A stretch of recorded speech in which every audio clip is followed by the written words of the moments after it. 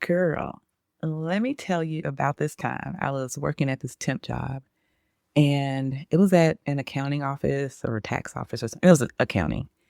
And I received no training. I had to figure everything out on my own. In a few weeks, probably about a month or so into the job, I was called into the conference room by this guy who was there. And he wasn't a manager or anything. He was just there. I guess he was the longest employee they had, longest tenured employee. And he proceeded to tell me that he had to let me go. He wasn't even in a management position, but the owner of the business told him to handle it. And I asked the guy the reason for letting me go. I wasn't yelling. I wasn't crying. I was not making a scene. I was asking him a straightforward question because I deserved an answer. And he looked at me and he started yelling, "Don't get upset. Don't get upset. There's no reason to get upset." And I looked at him like it was absolutely crazy. Because first of all, I wasn't upset. I was calm. I mean, I was upset, but I wasn't yelling. I was calm. I was composed. He literally is letting me go. And I actually have the right to be upset if I wanted to be. I wasn't yelling, but it clicked at that moment that there is nothing I can do here. He is going to think whatever he wants to think. He's going to create his own narrative regardless of how I show up. And I realized in that moment that I had been sitting at a table that was never built for me anyway. So I walked out of that building and I said something to myself at that moment that I would never forget. They will always treat you this way. There is nothing you can say, there's nothing you can do to change how they see you. So you have to go out and get it yourself. You have to go out and build your own business. And that was over 15 years ago, and it's still happening to this day, which is exactly why we need to talk about it. Hey, beautiful. Welcome to the Launch Your Coaching Ministry podcast. I am Monique Addison-Stinson. And listen, here's the truth. Corporate may have given you a title, but God gave you a calling. If you're a Christian woman over 40 who's ready to stop tying your worth to your job and step into your God-given ministry, then this is your space. I show you how to package your corporate skills into kingdom work and get paid for it. Listen, my mom taught me something very powerful. If I don't bet on myself, who will? Now I help women just like you stop making excuses and start making moves, turning your experience into the coaching ministry God's been preparing you for this whole time. So, are you ready to launch? Let's go, sis. So what happened to me in that conference room is not just my story. It is a pattern. It's so documented and so consistent that researchers have been writing about it for decades.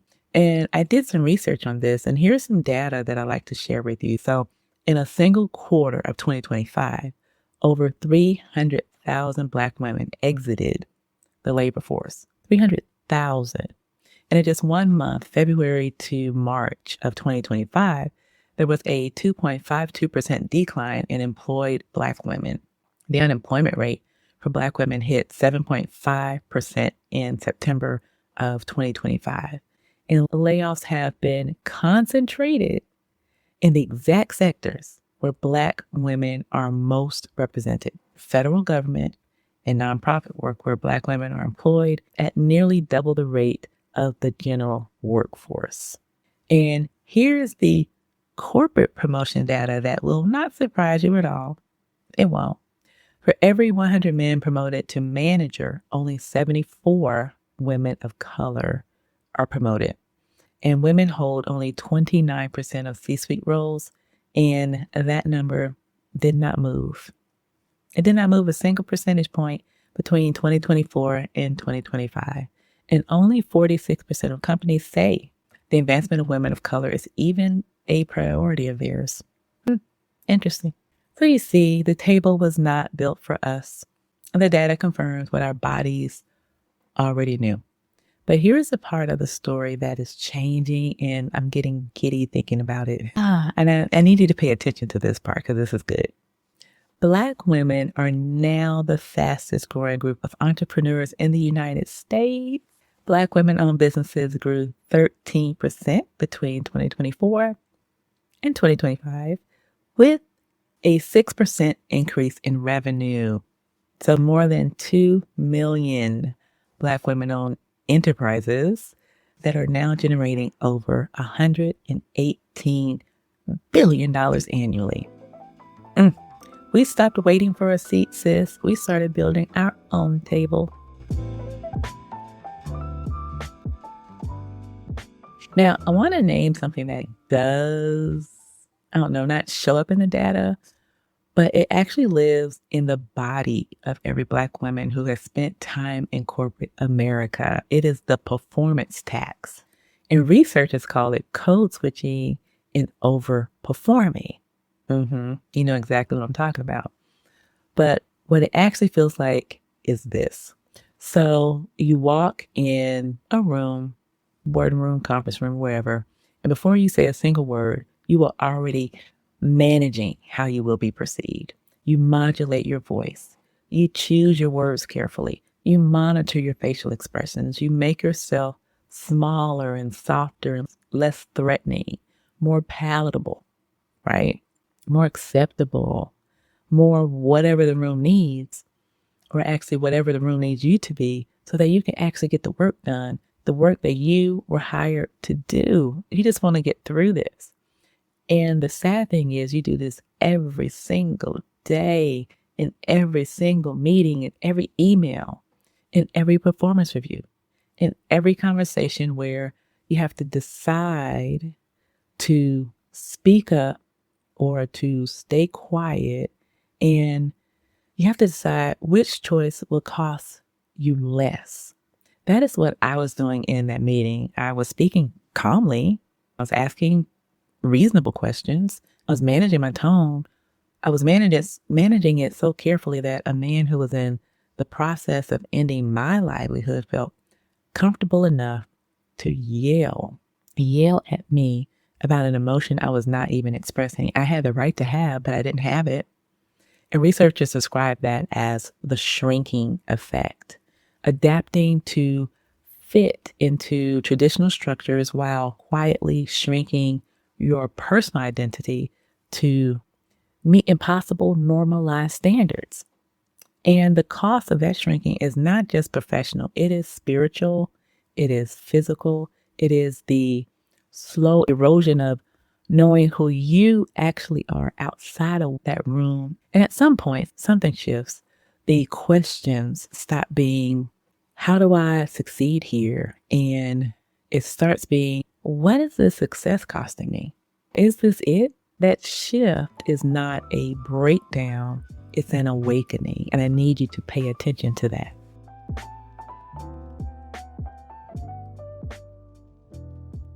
So let's talk about what happens in the space between walking out of the building and figuring out what to build next. Because if you are currently in that space, whether you left, by your own volition or the decision was made for you, I need you to hear me. That space is not empty. It just feels that way. So when I walked out of that building over 15 years ago, I did not have a plan. I didn't have a perfect plan. I just had a conviction. They will always treat you this way. That was the conviction I had. And there is nothing you can say or do or change how they see you, really. So you have to go out and build your own thing. And that conviction was enough for me to start. It did not answer every question. It did not solve the financial fear that I had. It did not tell me exactly what to build or how to build it, but it told me the direction to go. And direction is what you actually need when you are standing in that space between who you were and who you are becoming. And here's what the research says about that particular moment. The women who make it through this transition are not the ones who have the most money saved or the most certainty about what's coming next. They're the ones who made the decision to stop succeeding at roles that require them to perform a false identity and start building something that required them to show up as exactly who they are. And that is not reckless, it's discernment, and there is a big difference.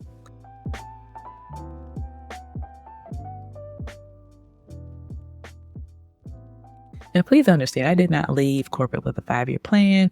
I left with prayer. I left with faith and a conviction that God did not build me to keep me shrinking in rooms that were not built for me. And here is what I know now that I did not fully understand then. The gifts that God gave me, the ability to see people, to develop them, to help them find their way through hard things. Those gifts that I had were never meant for someone else's bottom line. They were meant for the women that He prepared me to serve. The corporate chapter, though, was not a waste. It was preparation. Every impossible manager that I had, every passed over promotion, every room where I had to make myself smaller, every meeting in conference rooms that were terminating me, where I actually sat calmly in and did not have to really. All of those things, it was building something in me that I could not have built any other way. And the $118 billion that Black women-owned businesses are generating right now, that is not just an economic statistic. That is kingdom work, in my opinion. And that is what happens when women stop building someone else's table and they start building their own. Now, sis, if you're watching this and you just left corporate or you're getting ready to leave, right? You've been thinking about it for a while and you do not know what type of coach you are or what type of business owner you were called to be. I have a free quiz. It's called What Type of Faith-Based Coach Are You Secretly Meant to Be?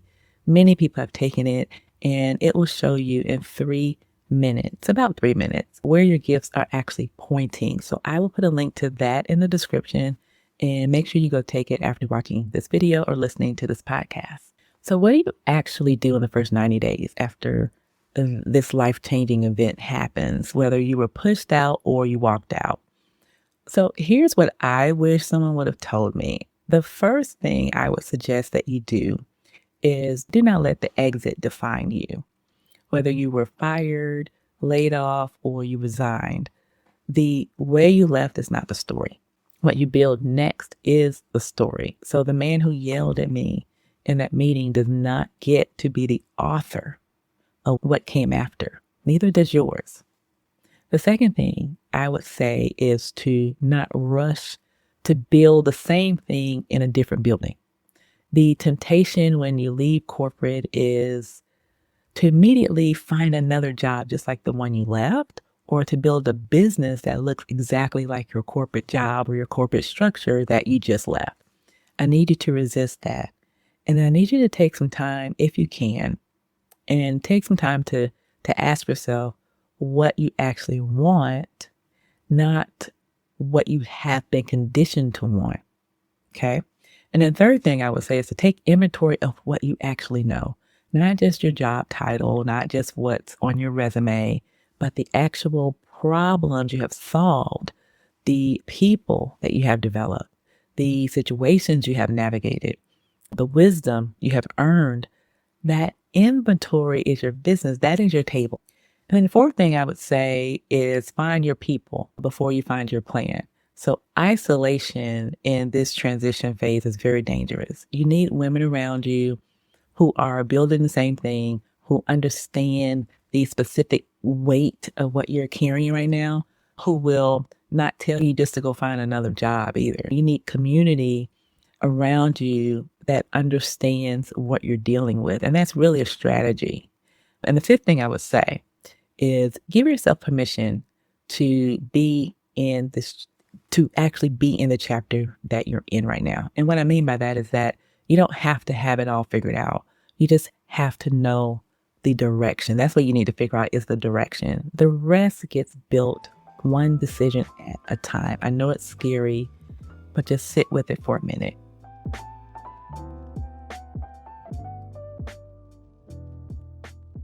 So here's the thing. That incident in that room with that guy that happened to me over 15 years ago, it is still happening. It happened before me, and it'll happen again. And it actually is still happening. That is just the painful truth. But it's also a clarifying one, right? Because if the table was never built for us, then the most powerful thing we can do is stop trying to earn a permanent seat at it and start building something that belongs to us completely. 2 million Black women own businesses. $118 billion in revenue. Billion. The fastest growing group of entrepreneurs in the United States. We are not waiting anymore.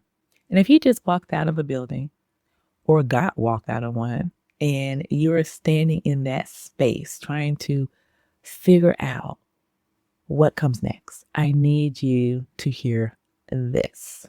I know it doesn't feel like it, but you have everything you need to build your own table. You do. The corporate chapter gave you actually that. It gave you that when it was trying to take everything else from you, I promise. And all you got to do is go build your own table now. And if this video or this podcast episode found you at just the right time, you are exactly who I create for. I need you to hit subscribe because every week we talk about taking everything God put in you and developing your calling with it. And if you are ready to take the next step, I have a mini course for you. It's called The Christian Woman's Blueprint to Her First Coaching Clients. And I'll put a link to that in the description. It is your roadmap from the building you just walked out of to the table you are about to build. Again, I'll put the link to that in the description. And if you're listening to the Launch Your Coaching Ministry podcast, I'll put a link to that in the show notes. I will see you in the next one. All right, beautiful. That's a wrap on today's episode. If you're sitting there thinking, okay, all right, I am so ready to stop talking about this and actually do something about it, then here's what I need you to do right now. Head on over to businesschurchlife.com. That's businesschurchlife, all one word.com. And that's where you'll find everything you'll need to turn that corporate experience into the coaching ministry that you've been called to build. Now, whether you're just getting started or you're ready to dive deep, I've got resources waiting for you that'll help you stop spinning your wheels and start making some real progress. And hey, if this episode hit you right in the feels, do me a favor, leave me a quick rating and a review, then share it with another woman who needs to hear this message. Those reviews help more women find us, and we're building a movement here that starts with women just like you who are brave enough to bet on themselves. I'll see you next week, same time, same place. Until then, stop making excuses and start making moves.